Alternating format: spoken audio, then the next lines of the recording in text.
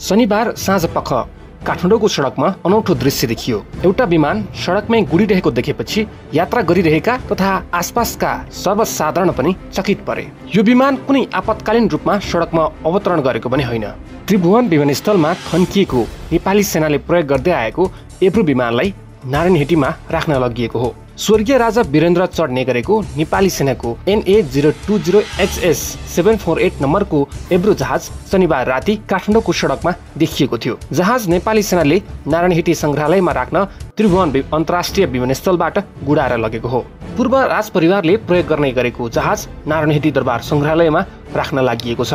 शनिबार साँझ जहाजलाई क्रेनले तानेर संग्रहालयसम्म पुर्याइएको हो। विमानस्थलबाट तिनकुने, नयाँ बानेश्वर, माइतीघर, भद्रकाली हुँदै जहाज संग्रहालयसम्म पुर्याइएको थियो। 2 वर्षदेखि थन्किएको एब्रो कम्पनीको यो जहाज 46 वर्ष अगाडि बेलायतबाट ल्याइएको थियो। 2 वर्षदेखि यो जहाज ग्राउन्डेड थियो। सांस्कृतिक पर्यटन तथा नागरिक उड्डयन मन्त्रालय र नारायणहिटी संग्रहालयसँग समन्वय गरेर त्यहाँ लगिएको हो। सैनिक प्रवक्ता सन्तोष बल्लभ पौडेलले बताए। राजपरिवारले लामो समयसम्म प्रयोग गरेको यो जहाज पछिल्लो समय सेनाले प्रयोग गर्दै आएको थियो।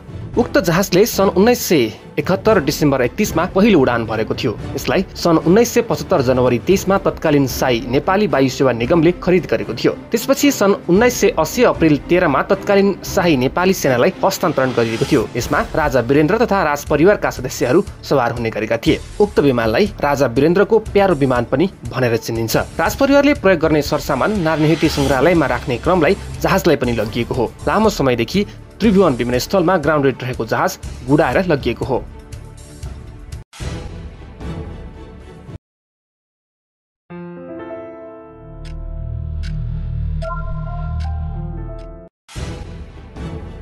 नारायणहिटी राजदरबारमा 2058 साल जेठ 19 गते शुक्रबार राति राजा वीरेन्द्रको हत्या हुँदा रानी ऐश्वर्या सहित उनका 3 सन्तान पनि मारिए। प्रत्यक्षदर्शीहरूले बयान दिए युवराज दिपेन्द्र जस्तो अनुहार भएका अरू पनि थिए।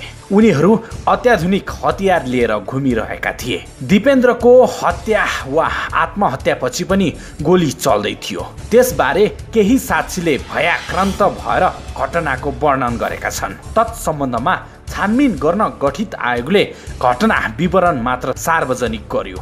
गहिराईसम्म पुगेर तहकिकात गरेन। त्यसैले घटना झन् रहस्यमय बन्यो। राजा वीरेन्द्रले भारतको दबाब मानेनन्। चीनसँग मिलेर राष्ट्रलाई आत्मनिर्भर बनाउन केही प्रयास गरे। 2028 साल माघ 17 गते राजा भएपछि उनले विकास र शान्ति जस्ता महत्त्वपूर्ण कुरामा जोड दिए। नेपाललाई स्वावलम्बी बनाउन धेरै कार्यक्रम ल्याए। भारतले आफ्नो सुरक्षा छातामुनि नेपाललाई राख्न खोजेको चाल पाएपछि उनले नेपाली सेनालाई अत्याधुनिक हतियार र उपकरणले सुसज्जित तुल्याउन 2045 सालमा चीनबाट एन्टी एयरक्राफ्ट गन लगायतका अत्याधुनिक हतियार झिकाए। दुर्भाग्यको कुरा 3000 भन्दा बढी फौजको घेरामा ढुक्कले बसेका राजा दरबार भित्रै मारिएपछि तत्कालीन सेनापति प्रज्वल शमशेर राणाले दिएको अभिव्यक्ति भन्दै पत्र पत्रिकामा छापियो राजाको रक्षा गर्ने काम सेनाको होइन। यसको अर्थ नेपाली सेना नै पङ्गु रहेछ भन्ने होइन, तर सेनापतिले त्यति गैर जिम्मेवार अभिव्यक्ति दिँदा सहरमा अनेकौं हल्ला फैलियो। दरबारको सुरक्षा हेर्ने जिम्मेवार व्यक्तिहरूले पश्चिमा राष्ट्रका INGO-सँग मिलेर काम गरेको र केही अधिकृतहरू विदेश भागेको र सुरक्षाबारे चरम लापरवाही गरिएका धेरै टिप्पणी पत्र पत्रिकामा आए। सेनापति राणा ती सबै आरोपमा मौन बसे। भारतीय जनता पार्टीका पुराना नेता अशोक सिंघलले भनेका थिए नेपाल दरबारमा कुनै अप्रिय घटना हुन सक्छ भन्ने संकेत पाएपछि दरबारका एकजना सचिवलाई फोन गरेर मैले 3 महिना पहिल्यै सतर्क गराउन खोजेको थिएँ। राजा वीरेन्द्र असल र प्रजातान्त्रिक चरित्रका हिन्दू राजा भएकाले उनीप्रति मेरो विशेष सम्मान थियो। मेरो सन्देश राजा समक्ष पुर्याइएन भन्ने थाहा पाएपछि म दुखी भएँ। राजा वीरेन्द्रको हत्या भएको सुनेपछि म शोकमा डुबेँ। सो काण्डमा राजा ज्ञानेन्द्रको संलग्नता रहेको कुनै प्रमाण फेला पारेको भए उनले कठोर सजाय पाउन सक्थे। अन्तर्राष्ट्रिय सङ्घ संस्था मार्फत पनि त्यसबारे छानबिन हुन सक्थ्यो, तर उनको संलग्नता नभएको बुझेपछि गणतन्त्रवादी नेताहरू र अन्तर्राष्ट्रिय समुदाय पनि मौन बसे। तथ्य, प्रमाण र आधार बिना कुनै व्यक्तिलाई हत्यारा वा अपराधी भन्न मिल्दैन। हजारौं व्यक्तिको हत्यामा संलग्न व्यक्तिहरूले चलाएका निराधार, मिथ्या र कल्पित आरोपहरू पुष्टि गर्ने पर्याप्त प्रमाण छन् भने आज पनि त्यो सार्वजनिक गर्न सक्छन्। परिवर्तनका नाममा केही वर्ष यता नेपाल धेरै कमजोर भइसकेको छ। राष्ट्रलाई एकीकृत गर्ने वा जोड्ने शक्ति भन्दा पनि तोड्ने शक्तिहरू प्रबल हुँदै गएका छन्। यसबारे सूक्ष्म अध्ययन गर्न आवश्यक छ।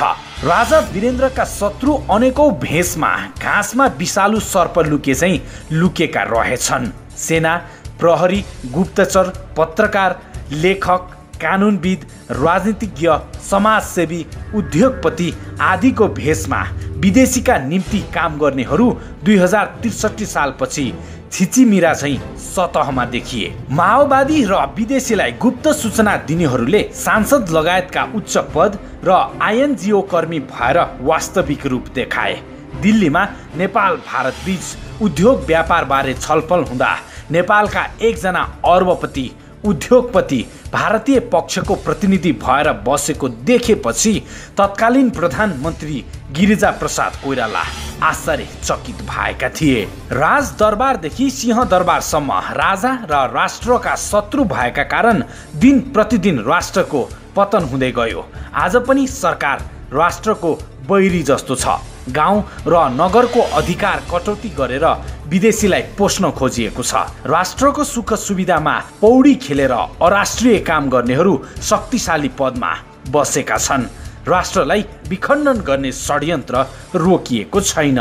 नेपालमा खम्पा विद्रोह चर्काएर फाइदा लिन अमेरिकाले ताप्लेजुङ, सङ्खुवासभा, दोलखा, सोलुखुम्बु, रोल्पा, मुस्ताङ, मनाङ, सिन्धुपाल्चोक, रसुवा, धादिङ, हुम्ला, मुगु, बझाङ र दार्चुला जिल्लामा हजारौं खम्पा छापामारहरूलाई प्रशस्त हतियार र तालिम र पैसा दिएर सक्रिय गरायो।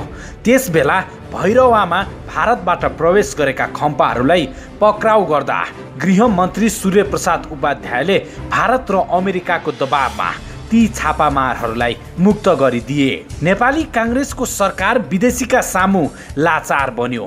अमेरिका तथा भारतले त्यसै बेलादेखि नेपालको राज संस्थालाई विदेशी षड्यन्त्र निस्तेज पार्ने अन्तिम शक्ति भन्ने बुझेका थिए। राज संस्था र सेनालाई तहस नहस पार्ने खेलहरू त्यसै बेलादेखि हुँदै आएको बुझिन्छ। सन् 1974 तिरै रकेट लन्चर, M16 बन्दुक लगायतका हतियार उपलब्ध गराउनेहरूले आज तराईमा विभिन्न रहस्यमय व्यक्ति र संस्थालाई सक्रिय गराएर अर्को विद्रोह गराउने तयारी समेत गरिरहेको देखिन्छ। राजा वीरेन्द्रका हत्यारा राष्ट्र विखण्डन गराउने खेलमा सक्रिय छन् भन्ने कुरा स्पष्ट भइसकेको छ। तराईका गतिविधि सूक्ष्म रूपमा अध्ययन गरेर विखण्डनकारीका अभिलेख तयार गर्नु मात्र पर्याप्त हुँदैन। राष्ट्रघातलाई सहज बनाउने खेलमा सरकारै लागेको देखिएकाले सेनाले सरकारको आदेश पर्खिरहँदा देश नै भस्म भइसक्ने अवस्था आउन सक्छ। तसर्थ यो रमिता हेर्ने बेला हुँदै होइन।